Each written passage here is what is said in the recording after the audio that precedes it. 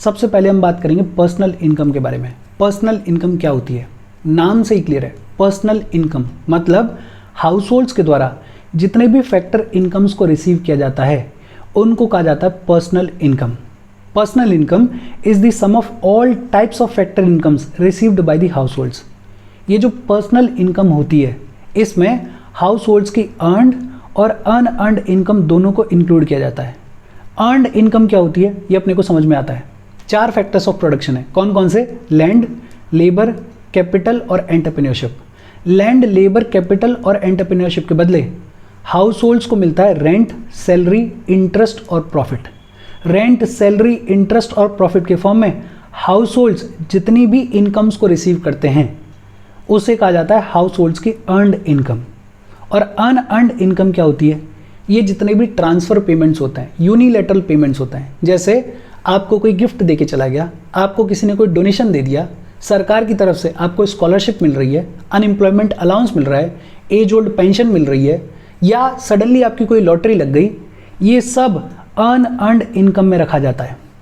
और personal income में earned और अनअर्नड इनकम दोनों को इंक्लूड किया जाता है। Personal income is the sum of all types of factor incomes received by the households. अच्छा, ये जो पर्सनल इनकम है और जो नेशनल इनकम है, इन दोनों के बीच में डिफरेंस क्या है? Personal income is the income received by the factors of production. House holds के द्वारा जितनी भी इनकम रिसीव की जाती है, फिर चाहे वो अर्नड इनकम हो या अनअर्नड इनकम हो, कोई फर्क नहीं पड़ता, जितनी भी इनकम हाउस होल्ड्स के द्वारा रिसीव की जाती है उसको कहा जाता है पर्सनल इनकम। और नेशनल इनकम क्या होती है? The income generated by the factors of production. जितनी इनकम इकोनॉमी में जनरेट होती है गुड्स और सर्विसेज के प्रोडक्शन की वजह से, जितनी भी इनकम जनरेट की जाती है उसको कहा जाता है नेशनल इनकम। ये जो पर्सनल इनकम होती है इसमें फैक्टर इनकम को इंक्लूड किया जाता है, ऑब्वियस सी बात है। रेंट, सैलरी, इंटरेस्ट, प्रॉफिट, इस सब को इंक्लूड किया जाता है। इसमें ट्रांसफ़र पेमेंट्स को इंक्लूड किया जाता है। अभी अपन ने बात करी कि हाउस होल्ड्स की जितनी भी अनअर्नड इनकम होती है इसको भी इंक्लूड किया जाता है। इसके अलावा इंटरेस्ट ऑन नेशनल डेट्स को भी इंक्लूड किया जाता है। सरकार जो भी बोरोइंग करती है उस बोरोइंग के ऊपर सरकार को इंटरेस्ट देना पड़ता है। ये जो इंटरेस्ट होता है ये इवेंचुअली किसी न किसी प्राइवेट इंडिविजुअल के पास में जाता है। तो ये जो नेशनल डेट्स के ऊपर इंटरेस्ट होता है, ये इंटरेस्ट भी आपके पर्सनल इनकम में इंक्लूड किया जाता है। किन चीज़ों को इंक्लूड नहीं किया जाता है? Undistributed profit. कोई कॉरपोरेशन है, उसका जो प्रॉफिट है उस प्रॉफिट का एक हिस्सा अलग निकाल के रख दिया गया है किसी इमरजेंसी सिचुएशन से डील करने के लिए। ये कैसा है? ये अनडिस्ट्रीब्यूटेड प्रॉफिट है, इसको पर्सनल इनकम में इंक्लूड नहीं किया जाता है। कॉरपोरेट टैक्स जो आप देते हो उसको भी पर्सनल इनकम में इंक्लूड नहीं किया जाता है। वहीं अगर बात करें नेशनल इनकम की, तो नेशनल इनकम में ट्रांसफ़र पेमेंट्स को इंक्लूड नहीं किया जाता है और इसके बारे में कई बार अपन ने बातचीत की हुई है। ट्रांसफ़र पेमेंट्स को नेशनल इनकम में इंक्लूड नहीं किया जाता है। इंटरेस्ट ऑन नेशनल डेट्स को भी नेशनल इनकम में इंक्लूड नहीं किया जाता है। ये जो सरकार अपनी बोरोइंग के ऊपर इंटरेस्ट देती है, वो जो इंटरेस्ट सरकार दे रही है उसको भी नेशनल इनकम में इंक्लूड नहीं किया जाता है। क्यों नहीं किया जाता है? बिकॉज ये जो इंटरेस्ट दिया जा रहा है इसके थ्रू कोई प्रोडक्टिव सर्विस या गुड जनरेट नहीं हो रहा है। ये एक तरीके से यूनिलैटरल पेमेंट है, ये एक तरीके से एक्सचेंज ऑफ हैंड्स है। कोई सर्विस या कोई गुड का जनरेशन नहीं हो रहा है तो इसको नेशनल इनकम में इंक्लूड नहीं करते हैं। लेकिन हाँ, अनडिस्ट्रीब्यूटेड प्रॉफिट्स और कॉरपोरेट टैक्स दोनों को नेशनल इनकम में इंक्लूड किया जाता है। भाई प्रॉफिट तो जनरेट हुआ ही है ना, वो अनडिस्ट्रीब्यूटेड है, वो अलग बात है। टैक्स तो आपने पे किया ही है ना, वो भी इनकम ही थी आपकी, लेकिन टैक्स के फॉर्म में आपको देनी पड़ी। तो ये जो अनडिस्ट्रीब्यूटेड प्रॉफिट और कॉरपोरेट टैक्स होता है इसको नेशनल इनकम में इंक्लूड किया जाता है। बहुत simple, the income received by the factors of production is known as personal income and the income generated by the factors of production is known as national income. और ये जो चीज़ अपन ने पढ़ी, इसी को अगर फॉर्मूला के फॉर्म में लिखें तो अपने को क्या मिलेगा? Personal income is equals to national income minus undistributed profits minus net interest payment by the households minus corporate tax plus transfer payments. ये जो बातचीत अपने पूरी की है हमने, इसी बातचीत को अगर फॉर्मूला के फॉर्म में लिखोगे तो ये फॉर्मूला आपको मिल जाएगा। बहुत सिंपल, पर्सनल इनकम क्या होती है? It is sum of all types of factor incomes received by the households. इसमें अर्नड और अनअर्नड इनकम दोनों को इंक्लूड किया जाता है। फिर दूसरा टर्म है personal disposable income, PDI. Personal disposable income क्या होती है? वो इनकम जो कि आपके हाथ में रह जाती है, जिसे आप अपने हिसाब से खर्च कर सकते हो, उससे बुलाया जाता है personal disposable income. PDI is equals to personal income minus direct taxes minus miscellaneous fines. आपको जो भी डायरेक्ट टैक्स देना पड़ता है आपके इनकम के ऊपर, उसको निकाल दो, और अगर कोई फाइन वगैरह लग गया है उसको निकाल दो। जो पैसा आपके पास में बचेगा उसको बोला जाएगा personal disposable income. Basically personal disposable income is the purchasing power of the households. जो पैसा टैक्स देने के बाद, फाइन देने के बाद आपके हाथ में बच गया है, वो पैसा आपकी परचेजिंग पावर है। उस पैसे से आप अपने हिसाब से किसी भी चीज़ को खरीद सकते हो। तो personal disposable income, simple language बोलें तो वो इनकम जो कि आपके हाथ में बच जाती है, जिसे आप अपने हिसाब से खर्च कर सकते हो। पीडीआई कैसे निकाला जाता है? पर्सनल इनकम में से डायरेक्ट टैक्सेस को और फाइन्स को माइनस कर दो। अच्छा, इनडायरेक्ट टैक्सेस को अपन इंक्लूड क्यों नहीं कर रहे हैं? बिकॉज इनडायरेक्ट टैक्सेस लगते हैं किसी गुड के ऊपर, किसी सर्विस के ऊपर। आपको कौन सा गुड खरीदना है, आपको कौन सी सर्विस लेनी है, वो आपकी चॉइस है। मतलब आपको आपका पैसा कैसे खर्च करना है, उसमें आपके पास में चॉइस है। लेकिन डायरेक्ट टैक्सेस के मामले में कोई चॉइस नहीं है, वो तो देना ही देना है। फाइन के मामले में कोई चॉइस नहीं है, वो आपको देना ही देना है। तो पर्सनल इनकम में से डायरेक्ट टैक्सेस को और फाइन्स को माइनस कर दो तो अपने को मिल जाती है पर्सनल डिस्पोजेबल इनकम। और ये जो पर्सनल डिस्पोजेबल इनकम होती है, ये होती है हाउस होल्ड्स की परचेजिंग पावर।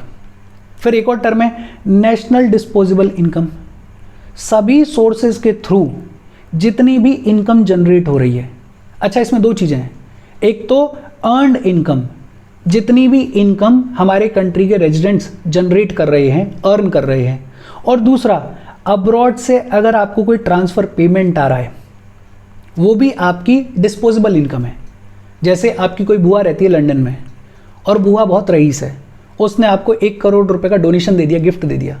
ये जो अब्रॉड से ट्रांसफ़र पेमेंट आया और रेजिडेंट्स ने जो इनकम अर्न करी, इस सारी इनकम को, सभी सोर्सेज से जो भी इनकम हो रही है, उसको बुलाया जाता है नेशनल डिस्पोजेबल इनकम। अच्छा, जब इसी नेशनल डिस्पोजेबल इनकम को टोटल इकोनॉमी के कॉन्टेक्स्ट में देखें तो जितनी भी इनकम अवेलेबल होगी उसको बुलाया जाएगा ग्रॉस नेशनल डिस्पोजेबल इनकम। और अगर अपने को ग्रॉस पता है तो नेट निकाल सकते हैं क्या? नेट निकाल सकते हैं। Net is equals to gross minus depreciation. तो net national disposable income is equals to gross national disposable income minus depreciation. ये फॉर्मूला अब तक आपको रट जाना चाहिए। 2-3 फार्मूलाज हैं जो कि आपको याद होने चाहिए। बहुत सिंपल, पर्सनल इनकम क्या होती है? Sum of all types of factor incomes received by the households की जितनी भी अर्नड और अनअर्नड इनकम होती है उसको बुलाया जाता है personal income. Personal disposable income क्या होती है? पर्सनल इनकम में से टैक्सेस और फाइन्स देने के बाद जो पैसा आपके हाथ में बचता है, जिसे आप अपने हिसाब से खर्च कर सकते हो, उसे बुलाया जाता है personal disposable income. National disposable income क्या होती है? सभी सोर्सेज से आप जो इनकम अर्न कर रहे हो, प्लस अब्रॉड से अगर आपको कोई ट्रांसफर पेमेंट मिल रहा है, उसको इंक्लूड कर लो तो मिल जाती है नेशनल डिस्पोजेबल इनकम। और टोटल इकोनॉमी के लिए जब इनकम को ऐड कर दो तो आ जाता है ग्रॉस नेशनल डिस्पोजेबल इनकम। और ग्रॉस अगर अपने को पता है तो नेट अपने को निकालने में कोई दिक्कत होनी नहीं चाहिए। Net is equals to gross minus depreciation.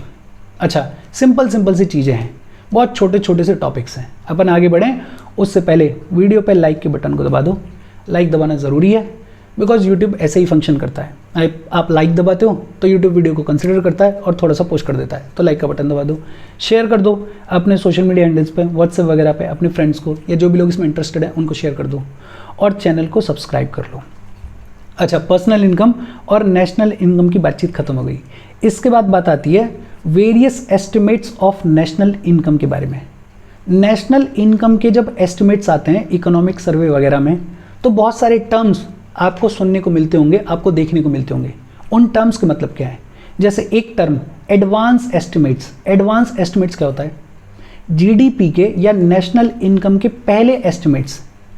हमारा फाइनेंशियल ईयर कंप्लीट होता है, उससे लगभग 2 महीने पहले जीडीपी के एस्टिमेट्स को रिलीज करता है एनएसओ। ये जो 2 महीने पहले एस्टिमेट्स रिलीज किए गए हैं इनको कहा जाता है एडवांस एस्टिमेट। ये जो एडवांस एस्टिमेट्स हैं इनको रिलीज किया जाता है 7 जनवरी को, और हमारा फाइनेंशियल ईयर कब खत्म होता है? 31 मार्च को हमारा फाइनेंशियल ईयर खत्म होता है। मतलब लगभग 2 महीने पहले जीडीपी के, नेशनल इनकम के जो पहले एस्टिमेट्स रिलीज किए जाते हैं बाय द एनएसओ, उन्हें कहा जाता है एडवांस एस्टिमेट्स। फिर दूसरे होते हैं प्रोविजनल एस्टिमेट्स। प्रोविजनल एस्टिमेट्स को रिवाइज्ड एस्टिमेट्स भी कहा जाता है। क्या कहा जाता है? Revised estimates. हमारा फाइनेंशियल ईयर खत्म होता है, उसके लगभग 2 महीने के बाद 31 मई को एनएसओ जीडीपी के, नेशनल इनकम के एस्टिमेट्स को रिलीज करता है, उन्हें कहा जाता है प्रोविजनल एस्टिमेट्स। फिर तीसरे होते हैं फर्स्ट रिवाइज्ड एस्टिमेट्स। हमारा फाइनेंशियल ईयर खत्म होता है, उसके लगभग 10 महीने के बाद एनएसओ जीडीपी के एस्टिमेट्स को रिलीज करता है एक बार फिर से, और उन्हें कहा जाता है फर्स्ट रिवाइज्ड एस्टिमेट्स। इनको पहले क्विक एस्टिमेट्स कहा जाता था। फिर लगभग 1 साल और 10 महीने के बाद हमारा फाइनेंशियल ईयर खत्म होता है, उसके लगभग 1 साल और 10 महीने के बाद एनएसओ रिलीज करता है सेकंड रिवाइज्ड एस्टिमेट्स को, और फाइनेंशियल ईयर के खत्म होने के लगभग 2 साल और 10 महीने के बाद एनएसओ रिलीज करता है थर्ड रिवाइज्ड एस्टिमेट्स को। बहुत सिंपल। एडवांस एस्टिमेट्स का मतलब क्या है? फाइनेंशियल ईयर खत्म होने से लगभग 2 महीने पहले जीडीपी के एस्टिमेट्स को रिलीज किया जाता है बाय द एनएसओ, इन्हें कहा जाता है एडवांस एस्टिमेट्स। फाइनेंशियल ईयर के खत्म होने के लगभग 2 महीने के बाद जीडीपी के एस्टिमेट्स को रिलीज किया जाता है बाय द एनएसओ, उन्हें कहा जाता है प्रोविजनल एस्टिमेट्स। प्रोविजनल एस्टिमेट्स को पहले रिवाइज्ड एस्टिमेट्स कहा जाता था। फिर हमारे फाइनेंशियल ईयर के खत्म होने के लगभग 10 महीने के बाद एनएसओ रिलीज करता है फर्स्ट रिवाइज्ड एस्टिमेट्स को, जिनको पहले क्विक एस्टिमेट कहा जाता था। फाइनेंशियल ईयर के खत्म होने के लगभग 1 साल 10 महीने के बाद एनएसओ रिलीज करता है सेकंड रिवाइज्ड एस्टिमेट्स को, और फाइनेंशियल ईयर के खत्म होने के लगभग 2 साल और 10 महीने के बाद एनएसओ रिलीज करता है थर्ड रिवाइज्ड एस्टिमेट्स को। अच्छा, एक सवाल ये जरूर आता है कि एनएसओ इतने सारे एस्टिमेट्स को रिलीज क्यों करता है, एक बार में सारी चीज को रिलीज क्यों नहीं करता है? इनफैक्ट हम ये कह रहे हैं कि फाइनेंशियल ईयर खत्म होता है, उसके लगभग 2 साल 10 महीने के बाद एनएसओ थर्ड रिवाइज्ड एस्टिमेट्स को रिलीज करता है। ऐसा क्यों होता है? बिकॉज जीडीपी कैलकुलेशन ईजी नहीं है। जीडीपी कैलकुलेशन के लिए जो डेटा चाहिए होता है वो डेटा कलेक्शन अपने आप में डिफिकल्ट प्रोसेस है। पूरे देश भर में जितने भी गुड्स एंड सर्विसेज का प्रोडक्शन हो रहा है उस सब का डेटा हमें चाहिए।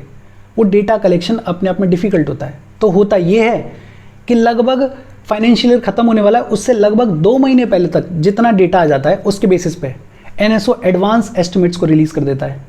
फाइनेंशियल ईयर खत्म होता है, उसके लगभग 2 महीने के बाद एनएसओ प्रोविजनल एस्टिमेट्स को रिलीज कर देता है। फिर 10 महीने खत्म होने के बाद और डेटा आ जाता है, स्टेट्स की तरफ से डेटा आ जाता है, उसको एड ऑन करके फर्स्ट रिवाइज्ड एस्टिमेट्स को रिलीज कर दिया जाता है। कुछ डेटा जो बच गया होता है वो लगभग 1 साल 10 महीने में आ जाता है, उसको एड ऑन करके सेकंड रिवाइज्ड एस्टिमेट्स को रिलीज कर दिया जाता है। जो थोड़ा बहुत डेटा और बच गया होता है वो लगभग 2 साल 10 महीने में आ जाता है, और 2 साल 10 महीने के बाद थर्ड रिवाइज्ड एस्टिमेट्स को रिलीज कर दिया जाता है। और थर्ड रिवाइज्ड एस्टिमेट्स के बाद ये मान लिया जाता है कि ऑलमोस्ट सारा जो डेटा है वो कलेक्ट हो चुका है, जो हमारी जीडीपी का कैलकुलेशन है वो प्रॉपर हो चुका है। तो डेटा कलेक्शन अपने आप में डिफिकल्ट होता है, इसलिए एनएसओ को इतने सारे एस्टिमेट्स को रिलीज करना पड़ता है। फिर इसके बाद एक टर्म आता है ग्रीन जीडीपी। ग्रीन जीडीपी ये जो टर्म है ये सबसे पहली बार यूनाइटेड नेशन ने प्रपोज किया इन 1993। बेसिकली ग्रीन जीडीपी क्या कहता है कि आप अपने नेशनल इनकम को जब अकाउंट करते हो तो उसमें ये देखो कि आपने कितने रिसोर्सेज को डिप्लीट किया, ये देखो कि आपने कितने एनवायरनमेंट को डिग्रेड किया, ये देखो कि आपने कितने रिसोर्सेज को सेव किया। डेवलपमेंट एक तरफ है, डेवलपमेंट के नाम पे आपने कितना रिसोर्सेज का डिप्लीशन किया है, कितना एनवायरमेंटल डिग्रेडेशन किया है, कितने रिसोर्सेज को सेव किया है, उस सब को जब आप अकाउंट में लेते हो अपने नेशनल इनकम को कैलकुलेट करने के टाइम पे, तो जो जीडीपी निकल के आती है उसे बुलाया जाता है ग्रीन जीडीपी। और ये जो ग्रीन जीडीपी है ये आजकल खूब चर्चा में रहती है बिकॉज एनवायरनमेंट प्राइमरी फोकस में है। ग्रीन जीडीपी की बातचीत सबसे पहली बार किसने की? यूनाइटेड नेशन ने की। कब की? 1993 में की। ग्रीन जीडीपी नाम से क्लियर है। क्या कहा जा रहा है कि जब आप नेशनल इनकम को कैलकुलेट करते हो तो कैलकुलेट करने के टाइम पे ये भी देखो कि डेवलपमेंट आपने एक तरफ किया, लेकिन उस डेवलपमेंट के नाम पे आपने कितने रिसोर्सेज को डिप्लीट किया, कितने एनवायरनमेंट को डिग्रेड किया और कितने रिसोर्सेज को सेव किया। जब इन सारी चीज़ों को इंक्लूड कर लिया जाता है in the national income calculation, तो जो जीडीपी आती है उसे कहा जाता है ग्रीन जीडीपी। और लास्ट टर्म है per capita income. Per capita income is the average income per person earned in a given year in a particular time period. एक पर्टिकुलर टाइम पीरियड में एक गिवन एरिया में average income per person कितनी है उसे कहा जाता है per capita income. For example, हमें हमारे कंट्री की पर कैपिटा इनकम निकालनी है। बहुत सिंपल है, हमारे कंट्री की जितनी भी नेशनल इनकम है उसको हमारे कंट्री की टोटल पॉपुलेशन से डिवाइड कर दो तो आ जाएगी एवरेज इनकम पर पर्सन, तो आ जाएगी पर कैपिटा इनकम। आपको आपके शहर की पर कैपिटा इनकम निकालनी है। बहुत सिंपल है, आपके शहर की जितनी भी टोटल इनकम है उसको आपके शहर की टोटल पॉपुलेशन से डिवाइड कर दो तो आ जाएगी आपके शहर की पर कैपिटा इनकम। बहुत सिंपल और बेसिक कॉन्सेप्ट्स हैं, बहुत ज़्यादा इंपॉर्टेंट नहीं है, लेकिन हाँ टर्मिनोलॉजी काम में आती है। आगे चीज़ों को समझने के लिए टर्मिनोलॉजी को समझना आपके लिए बेहद इंपॉर्टेंट है।